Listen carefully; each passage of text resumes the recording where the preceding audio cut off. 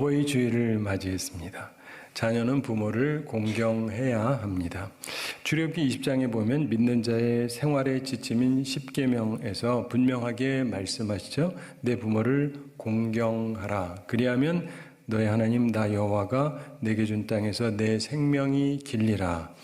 이렇게 말씀하셨고 신약에서도 분명하게 말씀합니다. 에베소 6장 1절부터 3절에 보면은 자녀들아 너희 부모를 주 안에서 순종하라. 이것이 옳으니라. 내 아버지와 어머니를 공경하라. 이것이 약속 있는 첫 계명이니 이는 내가 잘되고 땅에서 장수하리라. 이렇게 말씀하십니다. 우리 그리스도인들은 부모님을 공경해야 됩니다. 한국 사회가 유교 사회여서가 아니고요. 기독교에서 분명히 하나님의 말씀이 자녀는 부모를 공경해야 한다고 말씀합니다. 자녀된 사람들은 하나님의 명령을 잊지 마시기 바랍니다. 자녀는 우선 부모님 걱정하시지 않도록 해야 되죠. 문제 일으키고 걱정이 될 일을 저지르고 그러면 안 됩니다.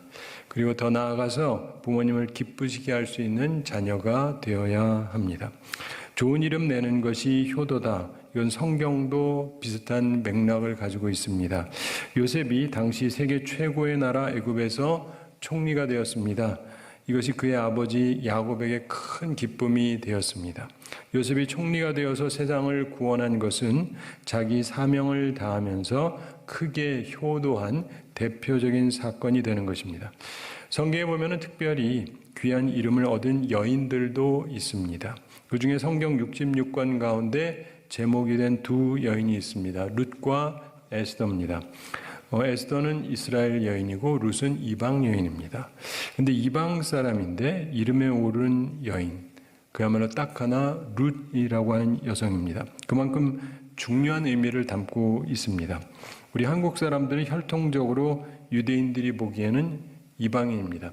간혹가다 우리는 단군이 있어서 단집하다 이렇게 막 주장하는 사람들이 있지만, 근데 이방인으로서 성경에 오른 유일한 여인 룻은 하나님의 나라에서 입신양명한 사람이라고 볼 수가 있어요. 좋은 명성을 얻은 여인입니다. 그런데 도대체 이 여인은 어떻게 이 자리에 오를 수 있었느냐? 간단합니다. 공부 잘한 것도 아니고 좋은 대학 다닌 것도 아니고 좋은 직장이 있었던 것도 아니고 좋은 남편 만나서도 아니고 딱 하나 시어머니를 공경했다. 이거 하나입니다. 그 웬만한 사람 다 할 수 있는 거예요. 룻은 시어머니와 동행하며 시어머니를 공양했습니다. 그래서 이런 명성을 얻게 된 것입니다.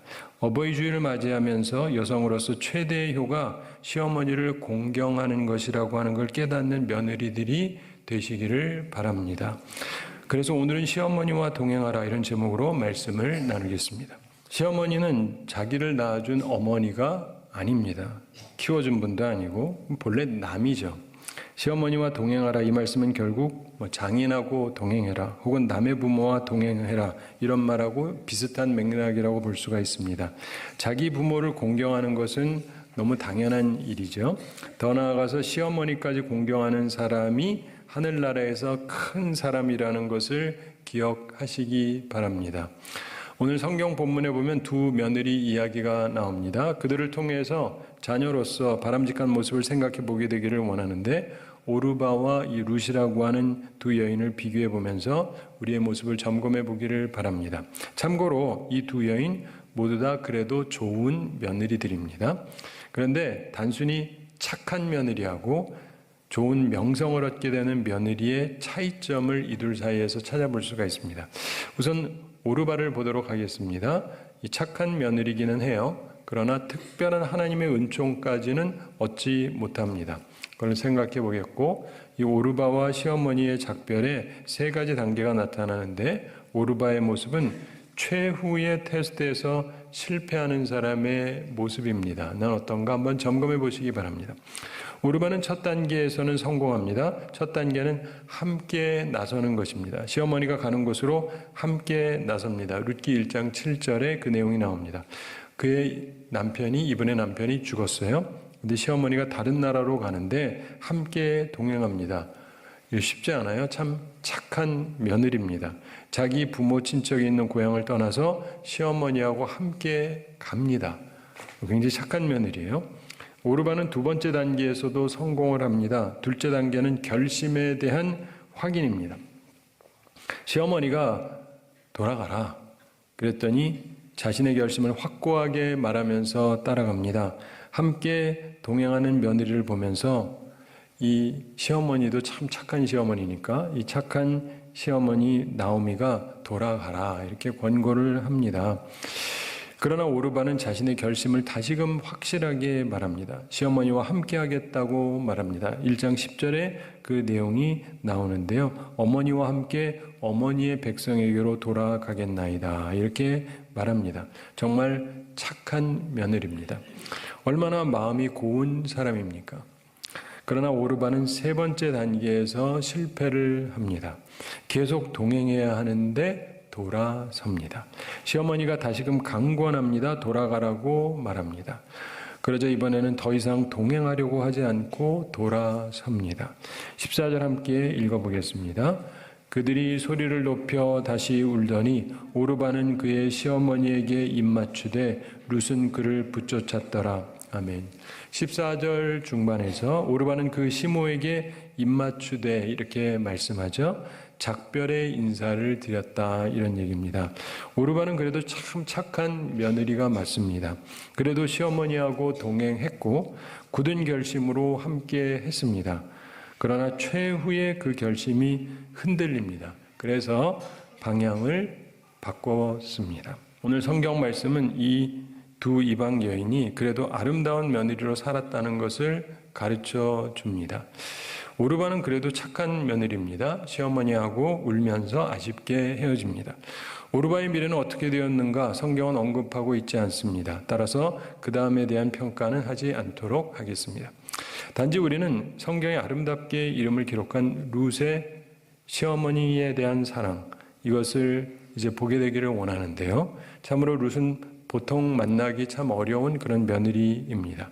저는 확신하건대 나오미 같은 시어머니들이 나오고 룻 같은 며느리들이 나온다면 한국은 쉽게 완전 복음화가 이루어질 것이라고 생각을 합니다. 제가 지난주에 한 설교랑 오늘 하는 설교를 한국에 있는 여성들이 다 듣고 그대로 적용하면 우리나라는 완전히 뒤집어져요. 저는 아주 확신을 합니다. 진짜 좋아질 거예요. 젊은 며느리 중에 시어머니를 미워하는 분들 오늘 말씀을 통해서 내가 먼저 룻과 같은 여인이 될 각오를 가지시게 되기를 바랍니다.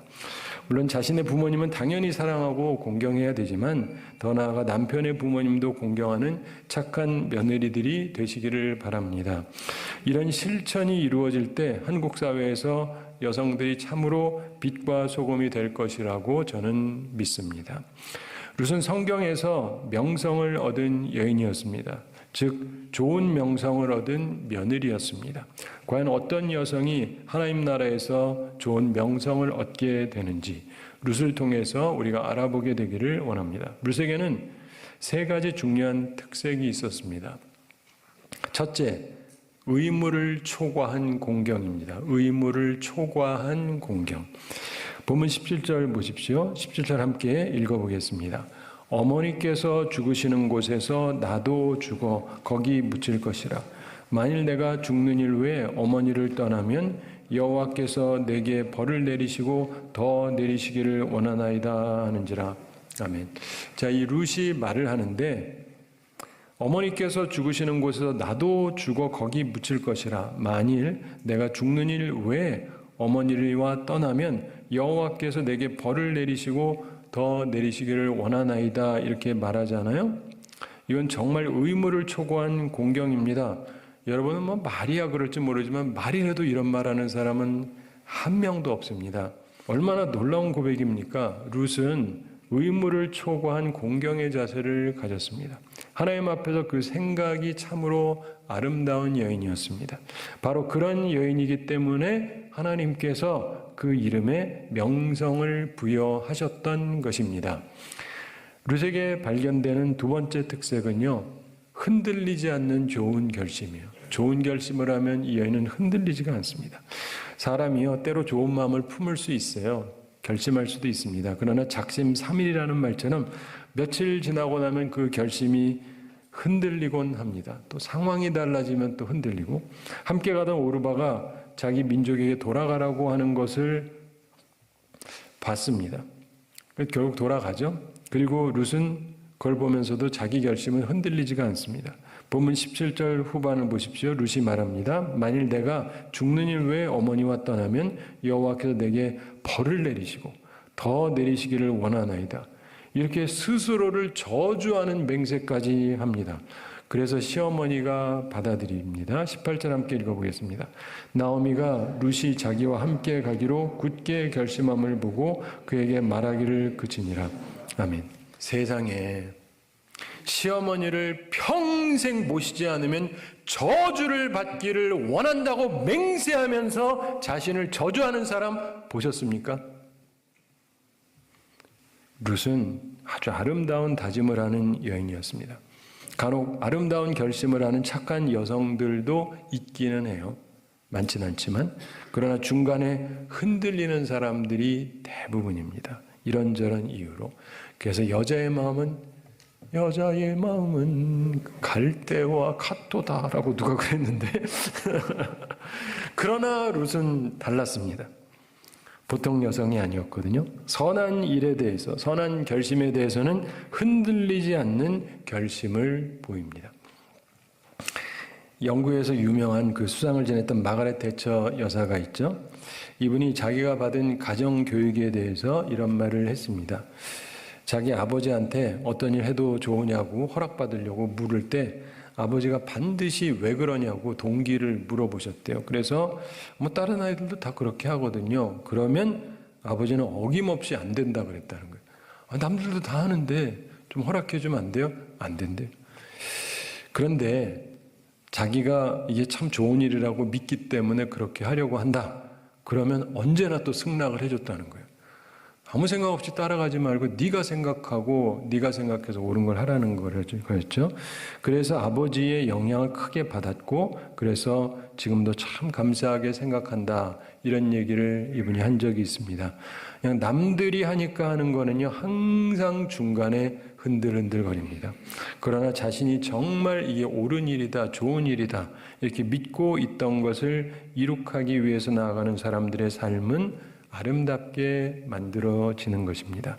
사랑하는 성도 여러분, 우리가 살면서 뭔가 결단을 하거든요. 근데 여러분은 무엇을 놓고 결단하십니까?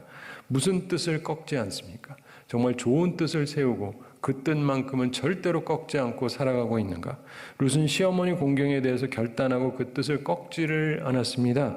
시어머니가 자신에게 잘하면 자신도 잘하겠다. 뭐 이런 조건 같은 거 없어요. 무조건 공경하겠다고 맹세를 한 거죠. 놀라운 맹세입니다. 그리고 하나님께서는 그런 여인을 명성을 얻는 사람이 되게 하셨다는 것이 성경의 가르침입니다. 훌륭한 믿음의 사람들이 많았는데 어떠한 믿음의 행위보다 시어머니 공경을 위해서 흔들리지 않았던 이 여인을 하나님께서 가장 높이셨다는 것에 대해서 한 번쯤은 깊게 생각해 보시기 바랍니다. 시어머니 공경, 바로 이것이 하늘나라에서 크게 기억되는 믿음의 행위라는 사실을 여러분은 아십니까? 시어머니를 위해서 의무를 초과한 공경을 하면서 흔들리지 않는 아름다운 다짐을 가졌던 이 여인이 결국 명성을 얻게 되었다는 사실을 기억하시기 바랍니다. 많은 사람들이 룻기를 보면 참 좋은 시어머니 만나가지고 행복하게 살았다. 맞아요. 그런데 자신도 굉장히 훌륭한 사람이었어요.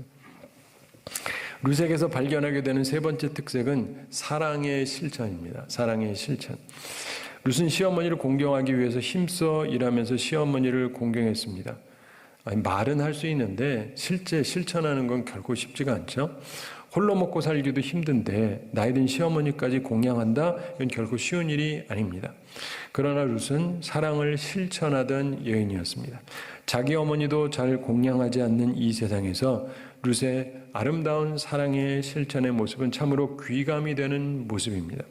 오늘 본문 이후에 나옵니다마는 룻이 남의 밭에 가서 추수하고 남아 떨어지는 그 이삭을 줍습니다. 그리고 그것으로 시어머니를 공양했습니다. 2장 2절에 보면 모압 여인 룻이 나오미에게 이르되 원하건대 내가 밭으로 가서 내가 누구에게 은혜를 입으면 그를 따라서 이삭을 줍겠나이다 하니 나오미가 그에게 이르되 내 따라 갈지어다 하매 이런 말씀이 나옵니다. 무슨 말이냐? 그냥 앉아있지 않고 먹을 것을 위해서 힘씁니다. 뭐 일할 것도 없고 그래서 그것밖에 할 게 없어요. 근데 얼마나 힘든 삶이었겠습니까? 그냥 하루하루 남이 흘린 거를 주워서 먹고 살아야 되는 인생. 참 비참하다고 생각할 수 있지 않습니까? 그것도 남의 나라에서 그렇게 하면서 홀로 먹고 살기도 힘든데 입이 하나가 더 있어요. 그 시어머니를 공양하던 이 여인. 세상에 어디에 이런 여인이 있습니까? 2장 7절 후반에 보면 아침부터 와서는 잠시 집에서 쉰 후에 지금까지 계속하는 중이니이다 이런 보고를 듣게 됩니다. 즉 굉장히 성실하게 일하는 여성이었다는 말입니다. 참으로 성실한 여인이었습니다. 바로 이런 아름다운 사랑의 실천자를 하나님께서 성경에서 아름다운 명성을 얻는 사람으로 세우셨던 것입니다. 그래서 다윗 왕의 조상이 되잖아요. 오늘날에도 시부모를 잘 모시는 사람들이 있기는 합니다. 예를 들면 뭐 시부모님이 돈을 많이 가지고 계세요. 그래서 받아낼 것이 많으면 잘 모시는 경우가 많이 있어요. 혹은 뭐 시어머니가 돈은 별로 없는데 노동력이 있어요. 그래서 이거 활용하는 사람도 있습니다. 그러나 룻처럼 바랄 게 아무것도 없어요. 그 자신이 혼자 고생하면서 공양해야만 하는 그런 나이든 과부 시어머니를 공양하는 사람은 정말 찾기 어렵습니다. 그러나 룻과 같은 사람을 하나님께서 귀하게 보십니다. 룻과 같은 사람은 하나님께서 귀하게 보십니다. 하나님이 사람을 다 똑같이 보는 게 아니에요. 룻과 같은 여인은 하나님께서 귀하게 보십니다. 왜 그렇습니까? 사람이 갚을 수 없는 것을 하나님이 갚으시기 때문에 그래요. 사람이 못 갚는 거를 하나님이 갚아주시거든요. 하나님이 그래서 찾아보시는 거예요. 내가 갚아줘야 될 사람이 어디 있나. 그리고 갚아주시면 엄청나게 해주시는 거죠. 주님께서는 제자들에게 크고 작거든 남을 섬기라 이렇게 가르치셨지 않습니까? 룻은 시어머니를 섬김으로 하늘에서 큰 자가 된 것입니다. 자, 말씀을 마치기에 앞서서 오늘날 교회를 다니는 수많은 여성들을 향해서 도전의 말씀을 좀 드리고 싶습니다. 특별히 한국 여성들에게. 요즘 며느리들은 룻은 고사하고 오르바 같은 여성도 적습니다. 오늘날 여성들은 대단히 죄송한데 참으로 이기적이고 참으로 계산적이에요.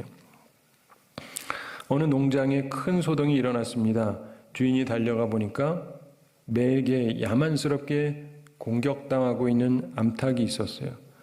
그런데 이미 암탉을 구하기에는 늦었습니다. 부상당해서 결국은 죽었기 때문입니다.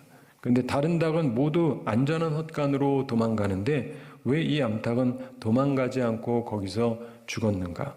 주인이 궁금증을 가지고 암탉을 조사해 봤습니다. 그랬더니 암탉의 날개 아래 많은 병아리들이 있었습니다. 그들을 구하기 위해서 암탉이 피를 흘리며 죽었던 것입니다. 사랑하는 성들은 모성애 잘 아시죠? 여성들 다들 자기 자식 사랑하시죠? 그렇다면 그렇게 사랑하면서 생명을 다해서 자기 남편을 키워준 시어머니를 무시하는 걸 하나님께서 기뻐하실 거라고 생각을 하십니까? 디모데전서 5장 3, 4절에서 참과부인 과부를 경대하라. 만약 어떤 과부에게 자녀나 손자들이 있거든 저희로 먼저 자기 집에서 효를 행하여 부모에게 보답하기를 배우게 하라. 이것이 하나님 앞에 받으실 만한 것이니라 이렇게 말씀합니다. 그러면서 8절에서 덧붙입니다. 누구든지 자기 친족, 특히 자기 가족을 돌아보지 아니하면 믿음을 배반한 자요. 불신자보다 더 악한 자니라. 시어머니 하나 공경하지 못하면서 믿음 좋다고 착각하지 마시기 바랍니다. 저는 잘할 때 재미삼아서 제 또래 여학생들한테 한 가지 질문을 쫙 다 해봤어요. 웬만한 애들한테 다 질문했습니다. 무슨 질문이냐면 너 나중에 결혼할 때 시어머니 모실 거니? 저랑 사귀는 사람한테 물었다는 게 아니라 그냥 재미삼아 물어본 거예요. 근데 모시겠다는 애가 하나도 없어요. 하나도 없어요.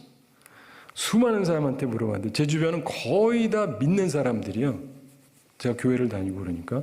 근데 다 믿는다는 여학생들인데, 그 뭐 집안도 믿는 집안이고, 뭐 믿음도 좋아 보이기도 하고, 뭐 부회장도 하고, 뭐 다 하는데, 시부모 모실 거냐? 절대로 안 해요. 절대로. 말이라도 착해 보이게 하는 애가 없어요. 그래, 난 모실 거야. 그리고 안 모시는 게 아니고, 아예 말을 안 해, 말을. 내가 보면서, 야, 진짜 굉장히 이기적이다. 어떻게 저렇게 이기적이냐. 근데요, 우리 밑으로 딱 내려가면 우리 세대가 50대 후반 60쯤 되거든요. 근데 내려가면서는 모시겠다는 사람도 있고 모시는 사람도 있고 그래서 야, 세상이 굉장히 좋아졌구나 했는데 알고 봤더니 그게 아니고요. 왜 모시냐면 돈이 있어서 모시면 이제 집도 받을 수가 있고 계산이 서는 거예요. 그리고 혹은 뭐 돈도 없어도 건강하시니까 애를 봐줄 테니까 그러니까 이게 철저히 계산적인 거예요. 그러니까 도대체 뭐가 좋은지 하여간 둘 다 나쁜 것 같은데, 자 보면은 이기적이어서 안 모시겠다 혹은 뭐 계산적으로 모시는 게 낫겠다, 참 보면서 교회 다니는 사람들이 왜 이렇게 생각하는 바가 다 이런가. 사랑하는 성도 여러분, 옳은 말씀이면은 우리가 순종을 해야 됩니다.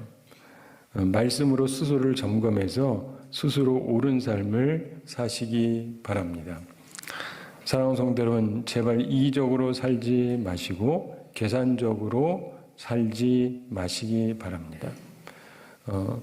말했다고 그거 뭐 다 지키는 것도 쉽지도 않지만 그러나 말도 안 하는 것은 참 문제가 있는 것 같아요. 부모님 공경하시고 낳아주시고 길러주신 부모님 사랑하고 공경하시고 또 시부모님 계신다면 공경하시기 바랍니다. 비록 친부모는 아니라 할지라도 가장 가까운 남편의 부모님 아닙니까? 사실 부모 공경, 시부모 공경 이런 것은 가장 기초적인 것입니다. 루처럼 아름다운 이름을 남기는 여러분들이 되시기 바랍니다. 그래서 하나님을 기쁘시게 하고 그리고 참으로 행복한 가정을 만들어가는 우리 모두가 되기를 바랍니다. 한 가지 이야기 말씀드리면서 오늘 말씀을 마치겠습니다. 오래전에 서양에 있는 어떤 나라에서 있었던 일입니다. 자녀를 6명을 낳고 행복하게 살던 어떤 가정이 있었습니다. 근데 아이들이 하나하나 앓다가 죽어갑니다. 급기야 5명의 아이가 죽었어요. 하나밖에 안 남았습니다. 이상하게 생각한 아버지가 의사를 청해서 좀 조사를 해봤습니다. 의사가 조사한 후에 그 집에 병균이 들어서 번식해 있고 따라서 집 안팎 전체를 소독해야 된다고 말했습니다. 여러분, 성경에도 이거 가르쳐줘요. 사람 몸에만 나환이 있는 게 아니라 문둥병, 집에도 그렇다고 얘기해요. 그 집이 안 좋잖아요. 곰팡이라든가 이상한 게 있으면 조사해봐서 그걸 해결을 해야 돼요. 해결 못하면 어떻게 하라고요? 버리라 그래요. 딴 집 가서 새로 살라. 성경이 가르치고 있어요. 참조하세요. 안 그러면 여러분의 건강을 굉장히 해하게 됩니다. 그런데 주인이 허락을 해서 의사가 집안 전부를 이제 소독을 했습니다. 소독하겠다고 하고. 그런데 곳간만큼은 주인이 자물쇠를 잠글고 열쇠를 의사에게 주지를 않습니다. 열어주지를 않는 거예요. 이것만큼은 열어주지 못하겠다는 거예요. 그래서 뭐 의사도 할 수 없이 그 곳간 하나만큼은 소독을 하지 못하고 그냥 돌아갔습니다. 어떻게 되었느냐? 얼마 후에 마지막 아들까지 죽고 말았습니다. 사랑하는 성도 여러분, 성경의 원리를 가볍게 보지 마세요. 코로나 겪어보셨죠? 네. 집도 그렇고 이 안 좋은 거는요, 해결을 해야 되는 거예요. 나의 모든 것을 주님께 맡기고 소독하지 않으면 위험은 항상 존재하는 것입니다. 사랑하는 성도 여러분, 특별히 여성 여러분, 시어머니와 동행하라. 이 말씀만큼은 주님 앞에 열쇠로 잠가놓고 내놓기 싫으십니까? 그러나 그 마지막 열쇠도 주님 앞에 내놓으시기 바랍니다. 그래서 완전히 소독할 필요가 있어요. 그래서 하나님께서 기뻐하시는 가정을 이렇게 나아가시기 바랍니다. 바라기는 하나님의 말씀을 따라서 하나님께서 기뻐하시는 가정을 이렇게 나아가는 우리 모두가 되기를 우리 주님의 이름으로 축원합니다.